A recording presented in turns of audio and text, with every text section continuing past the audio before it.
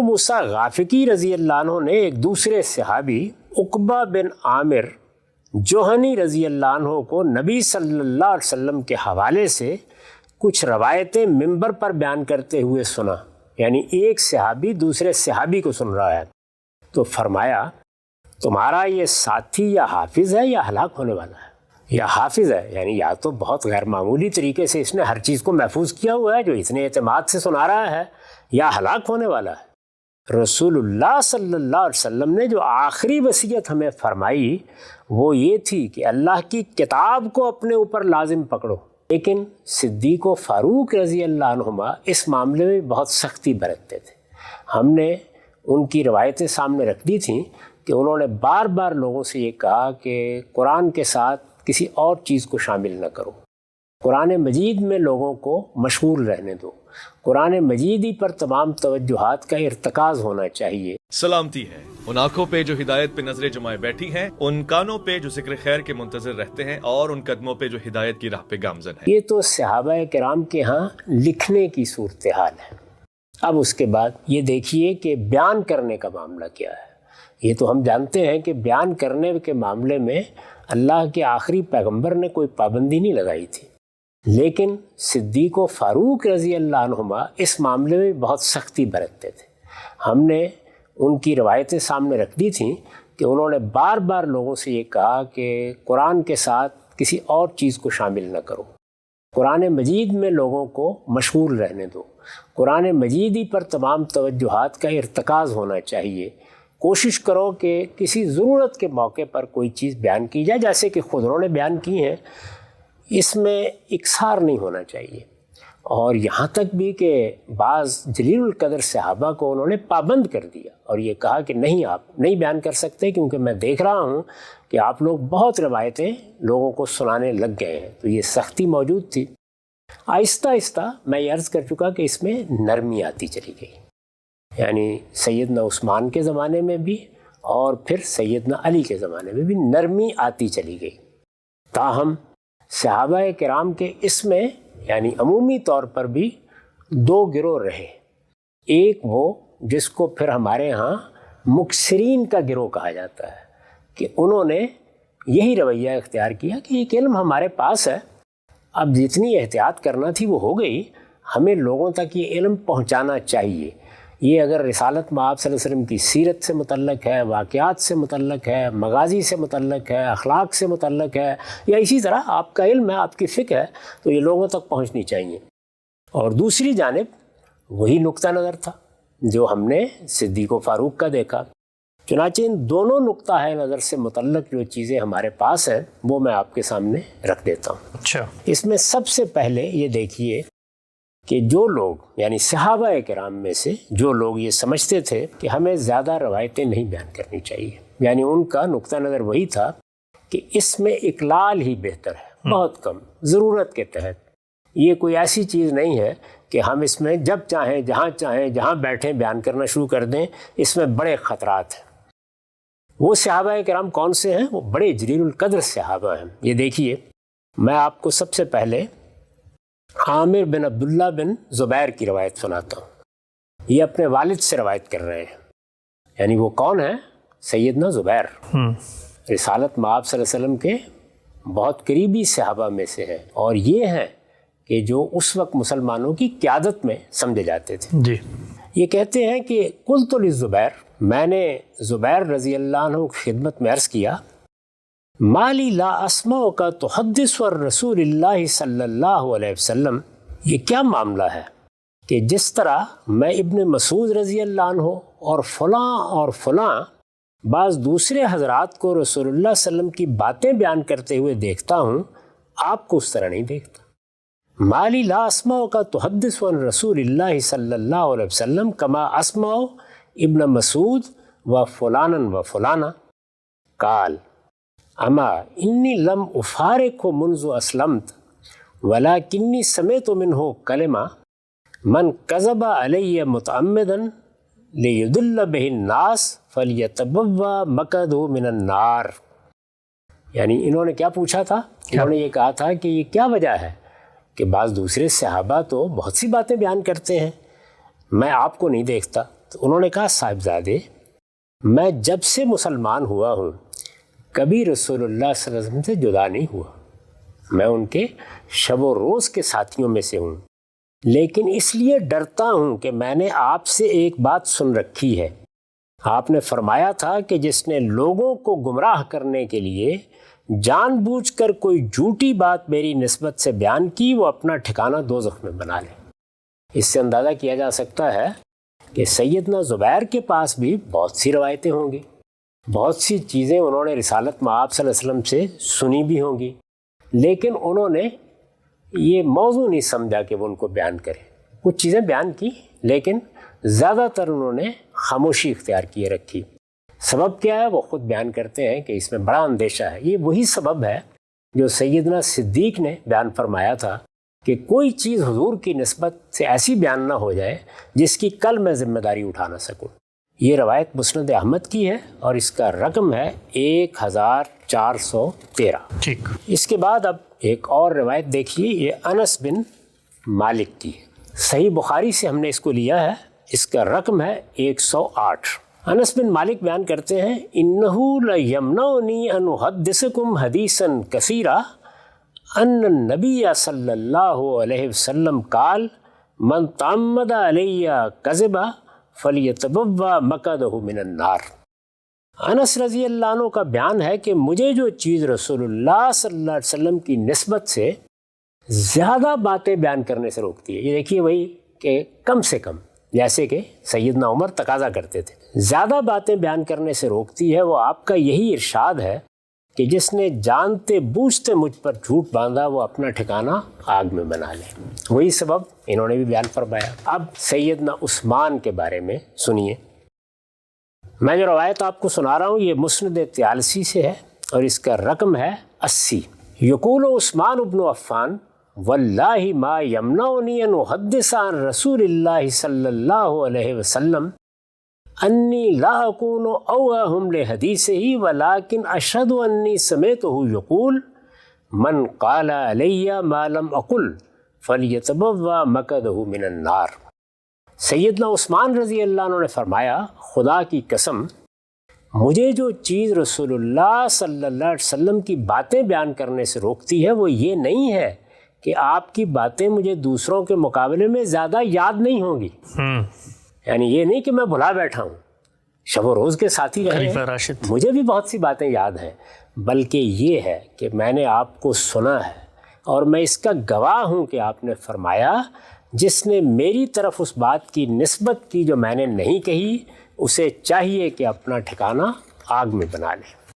اس سے اندازہ کیا جا سکتا ہے کہ صحابہ کرام میں سے بہت سے لوگ ہیں جن کو یہ روایت یاد تھی، اور اس کی بنیاد پر یہ کہا جا سکتا ہے کہ رسالت مآب صلی اللہ علیہ وسلم نے بار بار یہ تنبیہ فرمائی، چنانچہ جلیل القدر صحابہ بڑی حد تک متنبہ ہو گئے تھے۔ اب ذرا ابو قتادہ کی ایک روایت سنیے، یہ مسند احمد سے لی گئی ہے، اس کا رقم ہے 22,538۔ روایت ہے انہوں نے فرمایا سمعت رسول اللہ صلی اللہ علیہ وسلم یقول علی ھذا المنبر یا ایھا الناس ایاکم وکثرۃ الحدیث انی من قال علی فلا یقولن الا حقا او صدقا فمن قال علی ما لم اقل فلیتبوأ مقعدہ من النار۔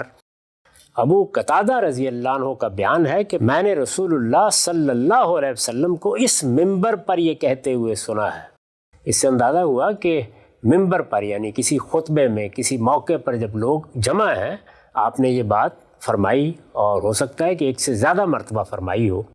اس منبر پر یہ کہتے ہوئے سنا ہے کہ لوگوں میری نسبت سے زیادہ باتیں بیان کرنے سے بچو۔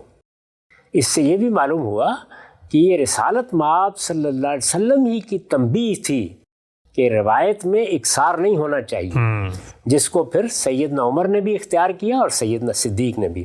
جو شخص میری طرف سے کوئی بات کہے وہ حق اور سچ ہونی چاہیے، یعنی اگر کہنی پڑے بیان کرنی پڑے کوئی ممانعت نہیں کی جا رہی، لیکن پھر پوری طرح اطمینان کر لو کہ وہ بات حق بھی ہے اور سچ بھی ہے، اس لیے کہ جس شخص نے میری طرف اس بات کی نسبت کی جو میں نے نہیں کہی وہ اپنا ٹھکانہ دوزخ میں بنا لے۔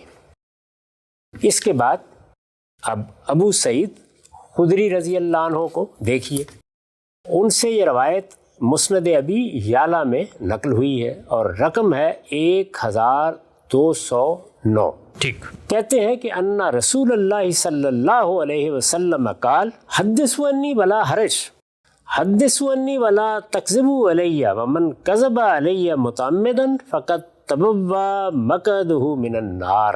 وہی بات ہے، ایک دوسرے پہلو سے انہوں نے بیان کی۔ رسول اللہ صلی اللہ علیہ وسلم نے فرمایا میری باتیں بیان کرو، اس میں کوئی حرج نہیں۔ یہ وہی بات ہے جو ہم اس سے پہلے بھی عرض کر چکے، بیان کرو لیکن مجھ پر جھوٹ باندھنے کی جسارت نہ کرو۔ یاد رکھو جس نے جانتے بوجھتے مجھ پر جھوٹ باندھا اس نے اپنا ٹھکانہ دوزخ میں بنا لیا۔ تنبیہ وہی ہے، رسول اللہ نے توجہ دلائی، کبھی ممبر پر دلائی، کبھی دوسرے طریقے سے دلائی۔ اس سے صحابہ کرام میں یہ طرز عمل خود بخود پیدا ہو گیا کہ یہ باتیں ہمیں اس طرح نہیں بیان کرنی۔ اور رسالت میں آپ صلی اللہ علیہ وسلم کا علم ہے، آپ کی سیرت ہے، اس کو بیان کرنے پر پابندی نہیں لگائی جا سکتی، لیکن احتیاط، توجہ، یہ دیکھنا، وہ بات البتہ اس سارے رویے سے بالکل واضح ہے کہ اس سے دین کی کسی چیز کے ضائع ہونے کا اندیشہ نہیں ہے۔ علم ہے، دین تو قرآن و سنت میں بیان ہو چکا۔ اس سلسلے کی آخری روایت بھی سن لیجئے، یہ ابو موسیٰ غافقی کی روایت ہے رضی اللہ عنہ۔ یہ روایت ہم نے مسند احمد سے لی ہے اور اس کا رقم ہے 18946۔ روایت یہ ہے کہ ان ابو موسیٰ الغافقی سمع عقبۃ بن عامر الجہنی یحدث علی المنبر عن رسول اللہ صلی اللہ علیہ وسلم احادیث فقال ابو موسیٰ ان صاحبکم ھذا لحافظ او ہالک ان رسول اللہ صلی اللہ علیہ وسلم کان آخر ما عہد الینا ان قال علیکم بکتاب اللہ وسترجعون الی قوم یحبون الحدیث عنی فمن قال علی ما لم اقل فلیتبوأ مقعدہ من النار ومن حفظ عنی شیئا فلیحدث۔ ابو موسیٰ غافقی رضی اللہ عنہ نے ایک دوسرے صحابی عقبہ بن عامر جوہنی رضی اللہ عنہ کو نبی صلی اللہ علیہ وسلم کے حوالے سے کچھ روایتیں منبر پر بیان کرتے ہوئے سنا، یعنی ایک صحابی دوسرے صحابی کو سن رہا ہے، تو فرمایا تمہارا یہ ساتھی یا حافظ ہے یا ہلاک ہونے والا ہے۔ یا حافظ ہے یعنی یا تو بہت غیر معمولی طریقے سے اس نے ہر چیز کو محفوظ کیا ہوا ہے جو اتنے اعتماد سے سنا رہا ہے، یا ہلاک ہونے والا ہے۔ رسول اللہ صلی اللہ علیہ وسلم نے جو آخری وصیت ہمیں فرمائی وہ یہ تھی کہ اللہ کی کتاب کو اپنے اوپر لازم پکڑو، یعنی میں نے تمہیں کتاب دی ہے، اور میں عرض کر چکا تو سنت تو جاری ہو چکی تھی اور وہ پہلے سے تاریخ میں چلی آ رہی تھی۔ اللہ کی کتاب کو اپنے اوپر لازم پکڑو، تم ان قریب ایسے لوگوں کی طرف جاؤ گے جو میری باتیں بیان کرنا پسند کریں گے، یعنی وہ یہ چاہیں گے کہ تم لوگوں نے کچھ سناؤ، کوئی قصہ سناؤ، کوئی کہانی سناؤ، بتاؤ مجھے کیسے دیکھا تھا، میں نے کوئی علم کی بات کی ہے، کوئی اپنا اجتہادی اطلاق بیان کیا ہے، میری کوئی فقہ ہے، تو وہ ان کے سامنے بیان کرو۔ یہ میں نے عرض کیا کہ فطری تقاضا ہے، یعنی وہ لوگ جنہوں نے رسالت میں آپ صلی اللہ علیہ وسلم کو دیکھا، جب ان سے ملاقات ہوگی تو میں آپ کیا کریں گے؟ یہی چاہیں گے کہ آپ کی باتیں وہ بیان کریں۔ رسول اللہ نے فرمایا تم ان قریب ایسے لوگوں کی طرف جاؤ گے جو میری باتیں بیان کرنا پسند کریں گے، سو یاد رکھو کہ جو شخص میری طرف کسی ایسی بات کی نسبت کرتا ہے جو میں نے نہیں کہی وہ اپنا ٹھکانہ دوزخ میں بنا لے۔ جس نے میری بات اچھی طرح یاد رکھی ہو وہ بیان کرنا چاہے تو ضرور بیان کرے، یعنی بیان کرنے میں معنی نہیں ہے لیکن اس میں غیر معمولی احتیاط کی ضرورت ہے۔ اب ظاہر ہے کہ جب اتنی غیر معمولی احتیاط کی تاکید کی جائے گی تو محتاط لوگوں میں اس سے کیا رویہ پیدا ہوگا؟ یہی کہ ہم کم سے کم بیان کریں یا بالکل بیان نہ کریں۔ اس سے یہ حقیقت بالکل واضح ہوتی ہے کہ لوگوں کو کس حد تک متنبع کر دیا گیا تھا، انہیں کس حد تک محتاط کر دیا گیا تھا۔ چنانچہ صحابہ کرام میں زیادہ تعداد نے احتیاط ہی کا رویہ اختیار کیا۔ اس کے برخلاف میں عرض کر چکا کہ بعض صحابہ کا یہ زاویہ نظر تھا کہ ہمارے پاس ایک علم ہے، احتیاط بہت اچھی بات ہے، احتیاط کرنی بھی چاہیے، لیکن اگر اطمینان ہے کہ ہم نے بات محفوظ رکھی ہے، سمجھی ہے، ٹھیک طرح سے بیان کر رہے ہیں، اپنی طرف سے کوئی غلطی نہیں کر رہے ہیں، تو یہ ایک امانت ہے، یہ بڑی دولت ہے، یہ علم ہمیں پہنچانا چاہیے۔ دونوں رویے بالکل فطری ہیں۔ جب اس شدت کے ساتھ تنبیہ کی جائے گی تو محتاط لوگوں کے ہاں یہ طرز عمل پیدا ہوگا، اور جو لوگ اس علم کی قدر سمجھتے ہیں وہ دوسرا رویہ بھی اختیار کر سکتے ہیں۔ قدر تو سبھی سمجھتے ہیں، لیکن چونکہ اللہ کے سامنے جواب دہی کا احساس ہے، اس لیے زیادہ تر صحابہ یا جلیل القدر صحابہ کہہ لیجئے، وہ غیر معمولی احتیاط کا طریقہ اختیار کر رہے ہیں۔ جب دوسرے نقطہ نظر کے لوگوں کو ہم دیکھتے ہیں تو یہ معلوم ہوتا ہے کہ جن کو مکثرین کہا جاتا ہے، یعنی کافی بڑی تعداد میں انہیں روایتیں بیان کیں، ان میں کون کون لوگ ہیں؟ تو یہ دیکھیے، ان میں سب سے اوپر ابو ہریرہ رضی اللہ عنہ۔ اچھا، ان کے بارے میں ہم اس سے پہلے بیان کر چکے ہیں کہ ان سے جب کہا گیا تو وہ اپنی معذرت پیش کرتے تھے کہ عمر کے زمانے میں تو مجھے کوڑے کا ڈر تھا، لیکن اب نہیں رہا، اب میں بیان کر رہا ہوں۔ تو اس کا مطلب ہے کہ ان کا اس معاملے میں ایک نقطہ نظر تھا جس پر وہ اصرار کرتے تھے۔ ان کی روایتیں بہت ہیں۔ اس کے بعد سیدنا عمر کے صاحبزادے ہیں عبداللہ بن عمر، ان کی روایتیں ہیں۔ پھر انس بن مالک ہیں جی۔ اس کے بعد ابن عباس ہیں، عبداللہ بن عباس، وہ علماء صحابہ میں سے ہیں۔ ان کو چونکہ لوگوں کو تعلیم بھی دینی ہے، لوگ ان کے پاس آتے بھی ہیں، ان کی حیثیت ایک بڑے عالم کی ہے، تو اس وجہ سے ان کو ضرورت بھی پڑتی ہوگی۔ پھر جابر بن عبداللہ ہیں، ابو سعید خدری ہیں، خود سیدہ عائشہ ام المومنین ہیں۔ اچھا، ان کی روایتیں بھی کافی بڑی تعداد میں ہیں۔ ان کے بعد عبداللہ بن عمر بن عاص ہیں، ان کا ہم ذکر کر چکے کہ وہ لکھتے بھی تھے، بعد میں انہیں روک دیا گیا۔ پھر رافع بن خدیج ہیں، اور پھر برا بن عازب ہیں۔ یہ وہ لوگ ہیں جن کے بارے میں کہا جاتا ہے کہ اکثر الصحابۃ حدیثاً، یہ صحابہ میں بہت زیادہ روایتیں بیان کرنے والے لوگوں میں سے ہیں۔ اس سے واضح ہو گیا کہ ایک طرف ایک تعداد ان کی ہے کہ جو یہی سمجھتے ہیں کہ یہ علم لوگوں تک زیادہ سے زیادہ پہنچنا چاہیے، اور دوسرے وہ صحابہ ہیں جنہوں نے غیر معمولی احتیاط کا اظہار کیا۔ ان کے احتیاط کے وجوہ کیا تھے وہ میں نے آپ کے سامنے رکھ دیے۔ تاہم اب ہم اس دور میں داخل ہو رہے تھے جب تابعین کی ایک بڑی تعداد پیدا ہو گئی تھی۔ تابعین خود صحابہ کے اپنے ہاں بھی پیدا ہوئے، یعنی وہ لوگ جو ان کی اولاد میں رسول اللہ کے دنیا سے رخصت ہونے کے بعد پیدا ہوئے، وہ ان کے تابعین ہی تھے، اور نئے لوگ بھی مسلمان ہو رہے تھے، ان کو دیکھ کر مسلمان ہو رہے تھے۔ صحابہ میں ایک تعداد علماء صحابہ کی بھی ہے۔ جس طرح سے ہر معاشرے میں بعض لوگ کسی علم کو اپنے لیے خاص کر لیتے ہیں اور پھر ان کی طرف رجوع کیا جاتا ہے، صحابہ میں بالکل اسی طرح ہوا۔ صحابہ جو بڑے بڑے مراکز تھے ان میں پھیل بھی گئے، تو ہم دیکھتے ہیں کہ پھر ایسے علمی حلقے وجود میں آنا شروع ہو گئے۔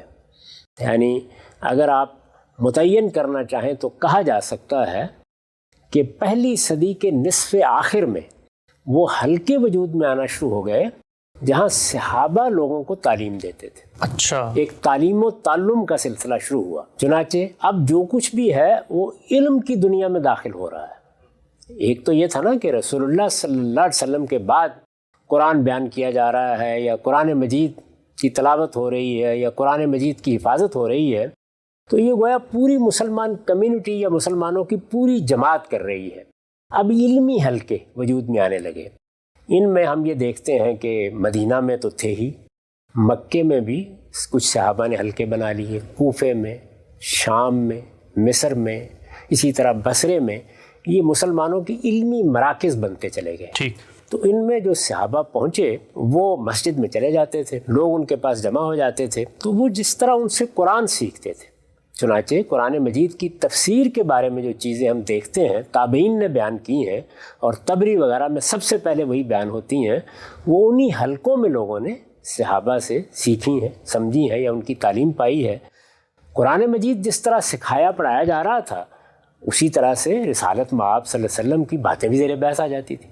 یعنی کسی نے کوئی سوال پوچھا ہے، کوئی مسئلہ پیش آیا ہے، یا کسی صحابی نے اپنے طور پر بیان کیا ہے، تو علمی حلقے، یا یوں کہیے کہ ایک طرح کے غیر رسمی سے دارالحدیث وجود میں آنے شروع ہو گئے۔ ان جگہوں پر مسجدوں میں کوئی باقاعدہ مدارس قائم نہیں ہوئے، لیکن مسجد میں لوگ چلے جاتے تھے، جامع مسجد میں جا کے بیٹھ گئے کسی دن جب کبھی سہولت ہوئی، جس طرح کے ہم بعد میں دیکھیں گے کہ امام مالک نے کیسے مسجد نبوی میں بیٹھ کر لوگوں کو حدیث پڑھائی ہے۔ تو اس طرح کے حلقے وجود میں آنا شروع ہو گئے اچھا، پہلی صدی کے نصف آخر میں۔ یہ جو حلقے وجود میں آئے، اس میں پھر جس طرح صحابہ میں علماء ہیں، اسی طرح سے تابعین میں علماء پیدا ہونے، اچھا، یعنی جن کا اصل اشتغال علم سے تھا۔ ان میں سے کوئی قرآن سیکھ رہا تھا، کوئی حدیث سیکھ رہا تھا۔ اب گویا علمی اختصاص کے ساتھ حدیث لوگوں تک پہنچنی شروع ہو گئی، یعنی رسالت میں آپ صلی اللہ علیہ وسلم نے جو علم اپنے پیچھے چھوڑا تھا یا اپنی سیرت کے بارے میں کوئی بات کہی تھی، وہ اب تک تو ایک عمومی روایت تھی، غیر رسمی طریقے سے لوگوں تک پہنچ جاتی تھی۔ اب باقاعدہ اس کے طالب پیدا ہو گئے، یعنی وہ علم کے طالب جو مختلف جگہوں پر جاتے، صحابہ کرام کی مجلسوں میں بیٹھتے، ان کا ایک طرح کا صحابہ کرام سے تلمذ کا سلسلہ قائم ہونا شروع ہو گیا۔ اس میں آپ کے سامنے ان لوگوں کی ایک فہرست رکھ رہا ہوں جس سے آپ اندازہ کر سکتے ہیں کہ ایک بڑے پیمانے پر ایسے اہل علم اب پیدا ہوئے۔ یعنی اندازہ کیجئے کہ یہی زمانہ ہے صحابہ کرام سے سیکھنے والوں کا، جن میں ابن شہاب زہری ہیں، بہت جلیل القدر تابعین میں سے ہیں، اکرمہ ہیں، یہ ابن عباس رضی اللہ عنہ کے آزاد کردہ غلام ہیں، سیدنا عمر بن عبدالعزیز ہیں، اچھا، تابعین میں سے جلیل القدر تابعی ہیں، کعب الاحبار ہیں، وہب بن منبہ ہیں، سعید بن مسیب ہیں، عروہ بن زبیر ہیں، نافع ہیں، یہ ابن عمر کے، عبداللہ بن عمر رضی اللہ عنہ کے آزاد کردہ غلام ہیں۔ یہی وہ نافع ہیں جن کے بارے میں کہا جاتا ہے کہ نافع اگر ابن عمر سے روایت کر رہے ہیں اور وہ روایت امام مالک کو پہنچتی ہے اور ہم مالک نافع عن ابن عمر، یہ سلسلہ تو الذہب ہے۔ اسی طرح سے عبید اللہ بن عبداللہ ہیں، اسی طرح سالم بن عبداللہ ہیں، یہ عبداللہ بن عمر کے صاحبزادے ہیں، اسی طرح شابی ہیں، ابراہیم نخی ہیں، علقمہ ہیں۔ یہ وہ جلیل القدر تابعین ہیں جو علماء کی حیثیت سے اب حدیث بیان کر رہے تھے۔